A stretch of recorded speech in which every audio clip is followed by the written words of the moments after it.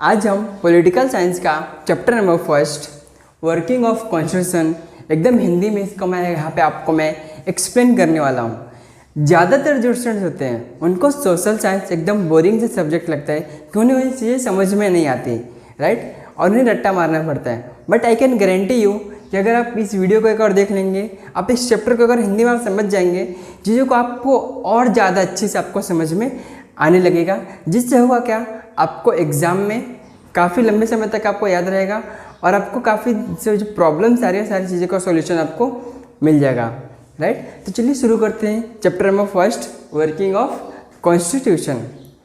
Working of constitution के हमारे chapter के अंदर 3 पार्ट्स हैं, मेजर पार्ट्स हैं, जिनको हम यहाँ पे कवर करेंगे। सबसे पहले समझते हैं कि हमारे लिए कॉन्स्टिट्यूशन पढ़ना क्यों इम्पोर्टेंट है। इमेजिन के लिए एक स्कूल है XYZ, राइट, और दूसरा स्कूल है ABC, राइट। अब XYZ का एक ऐसा स्कूल है जहाँ पे का जो प्रिंसिपल है उसका कुछ रूल्स एंड रेगुलेशन नहीं है, उसका कुछ टाइमिंग नहीं है, कब सिलेबस ख़त्म कराना है कब नहीं कराना है, उस टीचर कब आती है कब जाती है उसका कुछ इम्पोर्टेंस ही नहीं है, और स्टूडेंट्स कभी भी आता है कभी भी जाता है, वहाँ पे टीचर्स को टाइम टारगेट भी नहीं है आपको कब सिलेबस ख़त्म कराना है। और दूसरा स्कूल है ABC, यहाँ पे प्रिंसिपल एकदम बहुत ही स्ट्रिक्ट रहते हैं और यहाँ पे एकदम रूल्स एंड रेगुलेशन के अकॉर्डिंग काम करना होता है। यहाँ पे टीचर्स को टारगेट दिया जाता है, आपको इस वीक में इस मंथ में आपको इतना चैप्टर आपको कवर कराना है और इतने दिनों आपको पूरा सिलेबस ख़त्म करा देना है। तो आप मुझे बताएं कौन सा स्कूल बेटर परफॉर्म करेगा एज कम्पेयर टू इन दोनों में, XYZ एंड ABC में। आप कमेंट करके ऐसा मुझको जवाब देना, राइट। ऑब्वियस सी बात है ABC वाला बहुत अच्छे से परफॉर्म करेगा क्योंकि यहाँ पे रूल्स एंड रेगुलेशन स्ट्रिक्ट है। उसी तरीके से हमारा जो कंट्री है, जो इतना बड़ा जो देश है हमारा, उसको भी रन करने के लिए कुछ रूल्स एंड रेगुलेशंस इंपॉर्टेंट होता है एकदम, ताकि हमारा कंट्री एकदम अच्छे से रन कर पाए और एक सक्सेसफुली अच्छे से आगे यहाँ के लोग आगे बढ़ पाएँ, राइट। तो उसके रूल्स एंड रेगुलेशन चाहिए। वो जो रूल्स एंड रेगुलेशन कौन बताता है? कॉन्स्टिट्यूशन बताता है हमारे देश को किस तरीके से आगे बढ़ाना है, किस तरीके से काम करना है। सारी चीज़ें गवर्नमेंट किसके अकॉर्डिंग काम करती है? एज पर द कॉन्स्टिट्यूशन के अकॉर्डिंग गवर्नमेंट काम करती है। हमारे कॉन्स्टिट्यूशन के 4 मेन ऑब्जेक्टिव हैं, जिसको मैं आपको यहाँ पे बताता हूँ। First one is secular. Secular means what? एक ऐसा देश जहाँ पे हर धर्म, हर जाति और हर तरह के लोगों को एकदम रिस्पेक्ट दिया जाता है, सबको एकदम इक्वल समानता रखा जाता है। जो हमारा कॉन्स्टिट्यूशन है, जिस तरीके से एक स्कूल का ऑब्जेक्टिव होता है बच्चों को, सभी बच्चों को पास कराना, सभी बच्चों को टॉप कराना, ये स्कूल का ऑब्जेक्टिव होता है, और बोर्ड एग्जाम क्लियर कराना। उसी तरीके से हमारे कॉन्स्टिट्यूशन का भी ऑब्जेक्टिव है, राइट। उसको डिटेल में थोड़ा यहाँ पे देखते हैं। First one is secular means what? एक ऐसी कंट्री जहाँ पे हर जाति, हर धर्म के लोगों को एकदम इक्वली ट्रीट किया जाता है, सबको एकदम बराबर माना जाता है, राइट। यहाँ पे कोई ऑफिशियल रिलीजन नहीं है। जैसे मैं आपसे पूछूं कि हमारा नेशनल लैंग्वेज कौन सा है? हिंदी। नेशनल सॉन्ग कौन सा है? वंदे मातरम, राइट। उस तरीके से बट नेशनल रिलीजन कौन सा है? नेशनल कोई धर्म है? धनसर विष्णु। यहाँ पे क्या है? इंडिया का है, इंडिया के अंदर बहुत सारे जाति धर्म के लोग रहते हैं, इसके लिए यहाँ पे इसका कोई भी रिलीजन नहीं है। जैसे मैं पाकिस्तान की बात करूँ, पाकिस्तान क्या है? मुस्लिम ओरिएंटेड कंट्री है। चाइना क्या है? बुद्धिस्ट ओरिएंटेड कंट्री है। अमेरिका क्या है? क्रिश्चियन ओरिएंटेड कंट्री है। बट इंडिया ऐसा नहीं है, यहाँ पे कोई भी ऑफिशियल रिलीजन नहीं है। इसीलिए क्या इंडिया क्या है? सेकुलर कंट्री है। इसको बोलते हैं सेकुलर कंट्री, जहाँ पे सभी जाति धर्म के लोग रहते हो। And second one is democratic means what? Democratic means what? Democracy is a form of government for the people, by the people and to the people. Democratic एक फॉर्म ऑफ गवर्नमेंट है जिसमें जिस गवर्नमेंट की जो नेता होगा वो लोगों द्वारा चुना जाएगा, यानी हम उसको चुन के भेजेंगे कि आप हमारे नेता हो, आप हमारे लीडर हो, आप इस कंट्री को लीड करो। तो ये होता है डेमोक्रेसी के अंदर। तो ऐसा नहीं है कि डेमोक्रेसी के मतलब मैं एक और लीडर जिसको बना दिया वो लाइफ टाइम तक लीडर बने रहेगा, ऐसा नहीं है। वो क्या होगा, रिपब्लिक होगा, यानी उसको दोबारा से फिर से इलेक्शन होगा, फिर से आपको फिर से उसको पावर में आने के लिए फिर से इलेक्शन प्रोसेस से उसको गुजरना पड़ेगा। पहले होता क्या था, एक राजा बन गया तो उसका बेटा राजा बनेगा, उसका बेटा राजा बनेगा, उसका बेटा राजा बनेगा। बट यहाँ पे ऐसा नहीं है, यहाँ पे रिपब्लिक है, मीन्स व्हाट, कि आपको फिर से इलेक्शन के प्रोसेस से आपको गुजरना पड़ेगा। एंड रिपब्लिक मीन्स व्हाट, कि मतलब हमारा जो कॉन्स्टिट्यूशन है, कोई भी गवर्नमेंट बनेगी, चाहे बीजेपी की गवर्नमेंट बनेगी या फिर कांग्रेस की गवर्नमेंट बनेगी, तो ऐसा नहीं है बीजेपी कुछ अपने तरीके से काम करेगा, कांग्रेस कुछ अपने तरीके से काम करेगा, ऐसा नहीं है। वो किस तरीके से काम करेंगे, अकॉर्डिंग टू कॉन्स्टिट्यूशन, जिस तरीका को कॉन्स्टिट्यूशन बताएगा, जिस तरीका रूल्स एंड रेगुलेशन बताएगा, उनके अकॉर्डिंग उनको काम करना है। तो हमारी गवर्नमेंट 26 जनवरी 1950 को अकॉर्डिंग टू कॉन्स्टिट्यूशन गवर्नमेंट काम करना स्टार्ट की थी। यानी 26 जनवरी 1950 को भारत के अंदर कॉन्स्टिट्यूशन लागू हुआ था, कॉन्स्टिट्यूशन के अकॉर्डिंग काम करना स्टार्ट हो गया था, राइट। ये हमारा कॉन्स्टिट्यूशन। एंड जो फोर्थ मेन ऑब्जेक्टिव है हमारे कॉन्स्टिट्यूशन का, वो है social justice and equality. Social justice means what, कि हमारा देश के अंदर सभी जाति धर्म के लोग रहते हैं, तो सभी को बराबर न्याय मिलना चाहिए। ऐसा नहीं हिंदू को अलग, मुस्लिम को अलग, सिख को अलग, ऐसा नहीं है। कभी डिस्क्रिमिनेशन नहीं होना चाहिए, भेदभाव नहीं होना चाहिए। तो क्या होना चाहिए, सोशल जस्टिस, यानी सभी जाति धर्म को लोग को सेम समान का न्याय मिलना चाहिए और सब में बराबर भी रहना चाहिए। इक्वलिटी यानी कोई ऊपर नहीं कोई नीचे नहीं, सब क्या है बराबर है। तो ये हमारे कॉन्स्टिट्यूशन का 4 मेन ऑब्जेक्टिव था जो हमारी इस बुक के अंदर दिया गया था, उसको हमने यहाँ पे कवर किया है। एंड नेक्स्ट वन इज, हम इसको, जैसे मैं आपको बताया, हमारा कॉन्स्टिट्यूशन बहुत ही लिविंग डॉक्यूमेंट है। हमारे कॉन्स्टिट्यूशन वर्ल्ड का सबसे बड़ा कॉन्स्टिट्यूशन कौन सा है, इंडिया का कॉन्स्टिट्यूशन है। तो इसमें क्या बहुत सारी चीज़ें हैं, बट हम यहाँ पे सिर्फ 3 मेजर टॉपिक इस चैप्टर के अंदर कवर करने वाले हैं, social justice, democracy and judicial system. तो मूव करते हैं हम अपने पहले टॉपिक के अंदर, डेमोक्रेसी के अंदर। डेमोक्रेसी के 4 सब टॉपिक्स हैं, उनको हम पहले एकदम अच्छे से देखते हैं। First one is political maturity. क्या होता है political maturity? Maturity means what, एक इंसान, बोलते हैं कि एक इंसान जो 18 साल के ऊपर हो जाता है, 15 साल के ऊपर हो जाता है, उसके अंदर मैच्योरिटी डेवलप हो जाती है। मीन्स व्हाट, वो चीज़ों को समझने लगता है, अपने लाइफ से रिलेटेड, लाइफ में क्या करना है क्या नहीं करना है, सारी चीज़ें उसको कहते हैं मैच्योरिटी डेवलप हो जाती है। उससे ये एक्सपेक्ट किया जाता है कि वो बचकानी हरकतें नहीं करेगा, राइट। तो क्या वो मैच्योरिटी उसके अंदर डेवलप हो चुकी है। उसी तरीके से हमारे अंदर पॉलिटिकल मैच्योरिटी भी डेवलप होना बहुत ही ज़्यादा इंपॉर्टेंट है। ऐसा क्यों मैं बोल रहा हूँ आपको, क्योंकि अभी आप क्लास 10th में हैं, अभी आपकी एज लगभग 16-17 अराउंड में होगी। तो आपको होगा क्या, आप 2 साल बाद वोट करेंगे, आप अपना लीडर चुनेंगे जो आपको इस कंट्री को रन करेगा।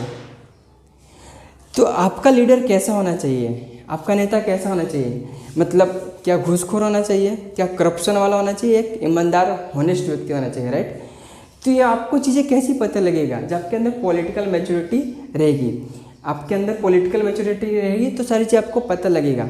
आपको इलेक्शन नेता कैसे चुना जाता है, लीडर को कैसे चुनते हैं, वोट क्या होता है, इलेक्शन प्रोसेस क्या है, वोट कैसे देते हैं, एंड कौन सी पॉलिटिकल पार्टी आपके लिए सही है, कौन सी पॉलिटिकल पार्टी आपके लिए सही नहीं है, आप किसको वोट देंगे, कितनी सारी पॉलिटिकल पार्टीज़ हैं। ये सारी चीज़ें कब पता चलेगी आपको, जब आपके अंदर पॉलिटिकल मैच्योरिटी आपके अंदर रहेगी। एंड मैं आपको बताऊं, हमारा जो लीडर होता है, हम जिसको चुन के भेजते हैं, वो डायरेक्ट पार्लियामेंट में जाता है, डायरेक्ट असेंबली में जाता है और वहाँ पे जाके क्या बनाता है, लॉ, रूल्स एंड रेगुलेशंस बनाता है और वो हमारे ऊपर क्या करता है, गवर्न करता है। तो डायरेक्ट जाता है, तो डायरेक्ट कैसे जाता है, by the process of election के प्रोसेस से वो जाता है। अगर इलेक्शन का प्रोसेस नहीं होगा तो क्या लड़ाई झगड़ा हो जाएगा, मैं बनूंगा लीडर, मैं बनूंगा लीडर, मैं बनूंगा। लेकिन इलेक्शन प्रोसेस से क्या होता है, जो जीतेगा वो जाएगा पार्लियामेंट के अंदर, वो जाएगा असेंबली के अंदर, वो बनेगा पीएम, वो बनेगा CM by the process of election. India के अंदर इलेक्शन प्रोसेस, इंडिया के अंदर जो इलेक्शन का जो प्रोसेस है वो फ्री एंड फेयर है। फ्री एंड फेयर का मतलब क्या है? कोई मुझे ऊपर से दबाव नहीं बना सकता आपको इस पर्टिकुलर पार्टी को वोट देना है, आपको इस पर्टिकुलर पार्टी को वोट देना है। ये मेरे ऊपर है कि मैं किसको वोट देना चाहता हूँ, मैं किसको वोट नहीं देना चाहता हूँ। अगर आपके ऊपर कोई दबाव बना भी रहा है तो आप उसको पुलिस कंप्लेंट कर सकते हैं, ये आप गलत है, राइट। वो उसके ऊपर अगेंस्ट में कानूनी कार्रवाई की जाएगी। तो आपके ऊपर आप किसको वोट दे रहे हैं, किसको वोट नहीं दे रहे हैं। इलेक्शन प्रोसेस में आपको वोट देने के लिए क्या चाहिए? आपको चाहिए राइट टू वोट, आपको वोट देने का अधिकार होना चाहिए। बट मैं आपको बता दूं, जब हमारा भारत देश आज़ाद हुआ, इससे पहले सभी लोगों को वोट देने का अधिकार नहीं था, सिर्फ कुछ ही लोगों को वोट देने का अधिकार था। जैसे कहीं कहीं पे वोमेंस को वोट देने का अधिकार नहीं था, जो लोअर कास्ट के थे, जो पुअर थे, उनको वोट देने का अधिकार नहीं था।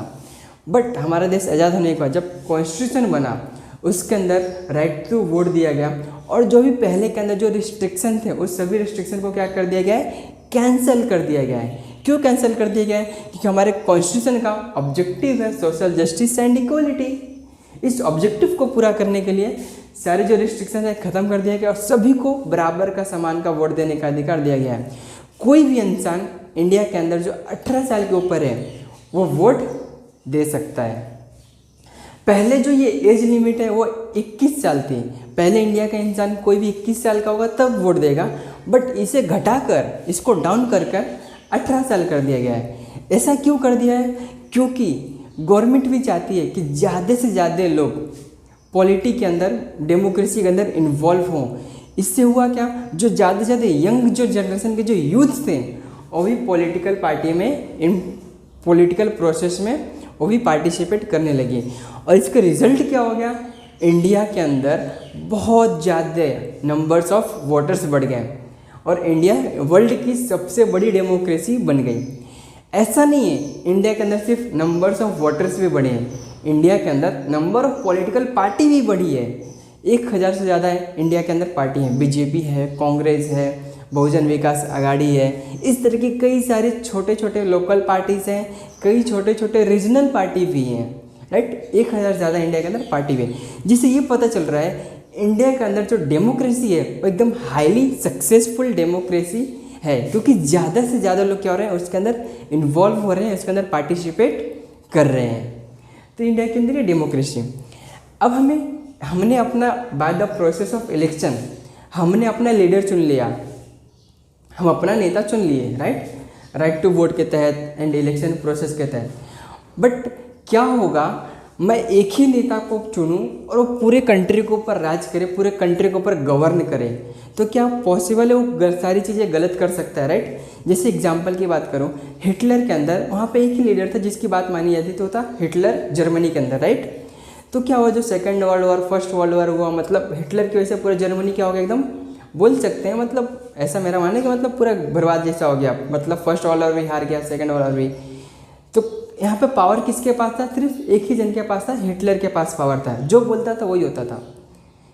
तो अपने पावर का कभी कभी गलत तरीके से भी यूज करता था हिटलर, राइट, और कभी कभी सही तरीके से भी यूज करता था।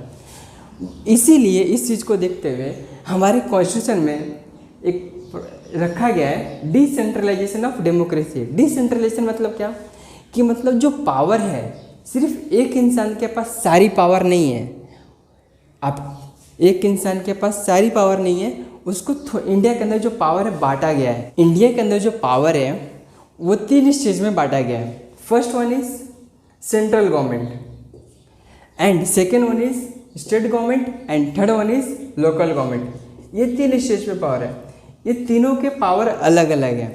सेंट्रल गवर्नमेंट क्या करेगी, बड़े बड़े डिसीजन लेगी जो इंडिया के ऊपर डायरेक्ट इम्पेक्ट करना है। जैसे इंडिया के पाकिस्तान के साथ युद्ध करना है, लड़ाई करना है, India China relation, India America के साथ किस तरीके से डील करेगा, जो इंटरनेशनली जो डील होगी वो सेंट्रल गवर्नमेंट द्वारा होगी। बट भारत के अंदर ही कुछ स्टेट गवर्नमेंट है, राइट, इनके पावर कुछ अलग हैं। और ये लोकल गवर्नमेंट, ग्राम पंचायत, नगर सेवक, बीएमसी, म्यूनसिपाल्टी, ये क्या देखेंगे, जो लोकल लोग लोकेलिटी के अंदर रह रहे हैं उनकी क्या प्रॉब्लम है, उनकी क्या समस्याएं हैं, उसका सोल्यूशन कौन निकालती है, लोकल गवर्नमेंट बनते हैं निकालती है। जैसे लोकेलिटी के अंदर रोड की प्रॉब्लम है, रोड की प्रॉब्लम है तो इसका सोल्यूशन कौन निकालेगा, इसका सोल्यूशन कौन देगा, लोकल गवर्नमेंट देगी।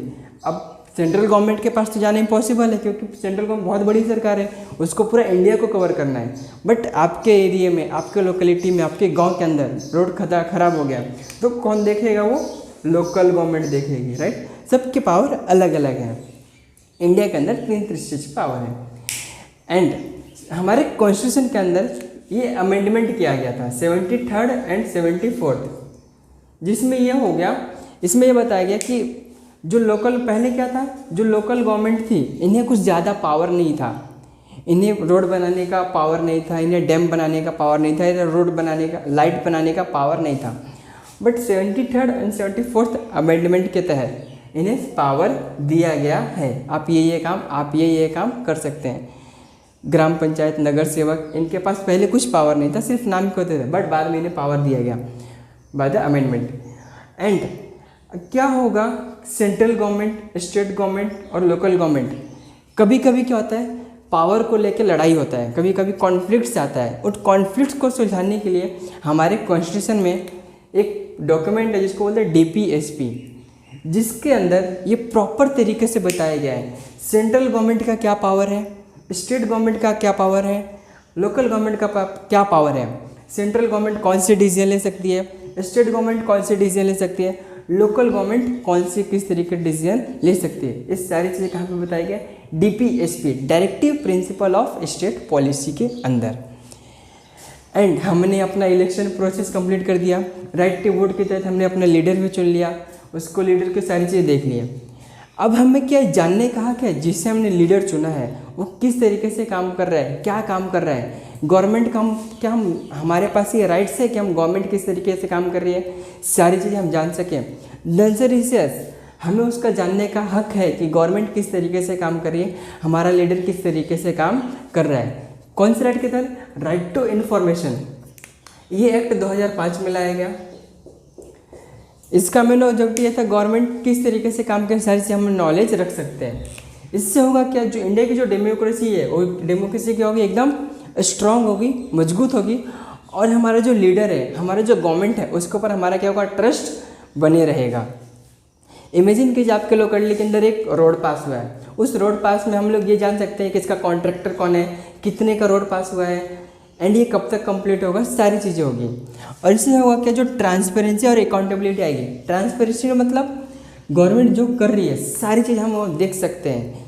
हमने अपना लीडर चुन के भेज दिया, कहीं कुछ गलत काम तो नहीं कर रहे हैं, कहीं करप्शन तो नहीं कर रहे हैं, ये सारी चीज़ें बताने का काम क्या होगा, ये उस करप्शन को रोकने के लिए राइट टू इन्फॉर्मेशन लाया गया। एंड अकाउंटेबिलिटी, उससे क्या होगा, रिस्पॉन्सिबिलिटी भी आएगी। जिम्मेदार, हमारी जो गवर्नमेंट है क्या है, जिम्मेदार रिस्पॉन्सिबल फॉर्म ऑफ गवर्नमेंट है। ये सारी चीज़ें बना दिया। हमने रोड बना दिया, रोड में देखा कि 5 करोड़ लगा था रोड बनाने में, और रोड 3 महीने में ही टूट गया। तो इसका जिम्मेदार कौन है? इसका जिम्मेदार गवर्नमेंट है, या फिर बोल सकते हैं कॉन्ट्रैक्टर है, जो भी होगा उसके ऊपर क्या होगा, अकाउंटेबिलिटी आएगी, रिस्पॉन्सिबिलिटी आएगी। तो फ्रेंड्स, आज हमने सिर्फ वर्किंग ऑफ कॉन्स्टिट्यूशन का टॉपिक फर्स्ट, डेमोक्रेसी, एकदम अच्छे से डिटेल में कवर किया। आपको इस वीडियो के अंदर 3 सबसे अच्छी लर्निंग कौन सी लगी, उसका मुझे आप कमेंट करके मुझे ज़रूर बताएं। और चैनल के ऊपर आप फर्स्ट टाइम आए हैं तो चैनल को सब्सक्राइब एंड वीडियो को शेयर करें। एंड नेक्स्ट टाइम हम लोग social justice and equality and judicial system, इन दोनों टॉपिक्स को एकदम एक साथ हम इसको कवर करेंगे। इस वीडियो को पूरे एंड तक देखने के लिए आपका बहुत बहुत धन्यवाद।